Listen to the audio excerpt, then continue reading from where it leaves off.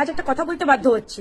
পশ্চিমবঙ্গে যদি ধর্ষণ হলে বিজেপি নেতা থেকে কর্মীরা যদি মমতা বন্দ্যোপাধ্যায়কে দোষারোপ করে, তার জন্য রাস্তাঘাটে ধর্ণা দেয়, তাহলে পুরো ভারতবর্ষ। বন্ধুরা, তোমরা কেমন আছো? আশা করি তোমরা খুব ভালো আছো। আমিও খুব ভালো আছি। প্রথমে একটা নন্দীগ্রামে একটা ছেঁচড়া মেয়ে ছেলের হচ্ছে ভিডিও তোমাদের দেখেছি, কিন্তু এর নিয়ে আমরা ভিডিও করার কোনো ইচ্ছা নেই। এ এত সোশ্যাল মিডিয়ায় মিথ্যে কথা বলে বলে বেড়াচ্ছে সোশ্যাল মিডিয়ার ভিতরে, কিন্তু নন্দীগ্রামের থেকে থেকে নন্দীগ্রামে আছে, ও কোনো জায়গা আসে না। মালদা বলো, মুর্শিদাবাদ বলো, কলকাতা বলো, আমাদের সুন্দরবন, দক্ষিণ চব্বিশ পরগনা বলো, ডায়মন্ড বলো, বা বাঁকুড়া বলো, বর্ধমান বলো, কোনো জায়গায় যায় না।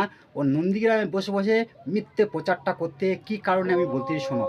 বিশেষ করে তোমরা জানো আমাদের পশ্চিমবাংলার ভিতরে বছরে 10-12টা করে মেয়ে রেপ হচ্ছে।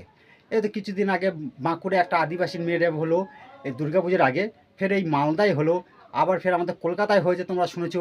আমাদের সুন্দরবন, দক্ষিণ চব্বিশ পরগনা কুলতলির ভিতরে হয়েছে, সেটাও তোমরা শুনেছো। আর কিন্তু এই যে বাজেচোদা মেয়ে নন্দীগ্রামে, এই মেয়েটা এমন, এর জন্মের দোষ আছে, এর যে রক্তের দোষ, জন্মে বলা আছে রক্তের দোষ আছে। এই মেয়েটা মিথ্যে প্রচার করতেছে, বলো কোনো জায়গায় কিচ্ছু হয়নি।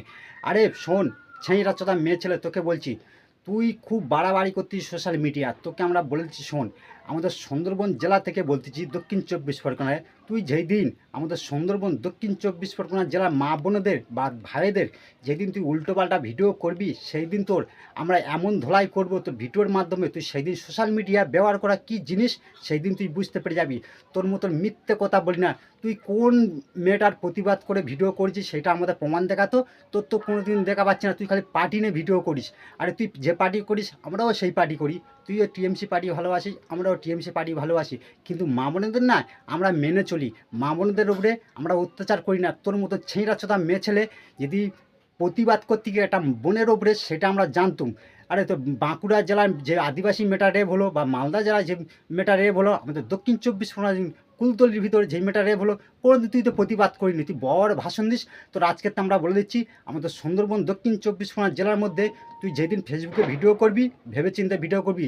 তোর মতন না হাজারটা কন্টেন্ট ক্রিয়েটার আমাদের দক্ষিণ চব্বিশ পরগনা জেলার ভিতরে তৈরি হয়ে আছে। তোর মতো বাজে চোদা মেয়ে ছেলে নন্দীগ্রামে থাকতে গেলে তুই আছিস, আর নন্দীগ্রামে কুলাঙ্গার তুই। তোর তো নন্দীগ্রামে তুই তো আছিস কীভাবে? তোর তো কুলাঙ্গার, তুই নন্দীগ্রাম মাটিটা তো দুর্নাম করতেছিস, বাজে চোদা মেয়ে। তা বন্ধুরা, ভিডিওটা বেশি করলাম না। এই হচ্ছে নন্দীগ্রামের ছেঁড়া মেয়ে ছেলে, এর নিয়ে আমরা ভিডিও করার কোনো ইচ্ছা ছিল না, কিন্তু এই নন্দীগ্রামের মেয়েটা এ কিন্তু খুব বাড়াবাড়ি করতেছে বলে ভিডিওটা করেছি। আশা করি যদি ভিডিওটা ভালো লাগে, এই বাজে চোদার মেয়ের কাছে এই ভিডিওটা পৌঁছে দেবে। ভালো থাকবেন, সুস্থ থাকবেন, আমাদের চ্যানেলের পাশে থাকবেন, ফেসবুক পেজটা ফলো করে রাখবেন। আমরা প্রতিবারই ভিডিও করে আমরা সোশ্যাল মিডিয়া ছাড়ি, এর মতন নোংরা চোদা মেয়ে ছেলের মতন আমরা ভিডিও করি না, আর ভিডিও আপলোড দিই না। বাজে চোদা মেয়ে।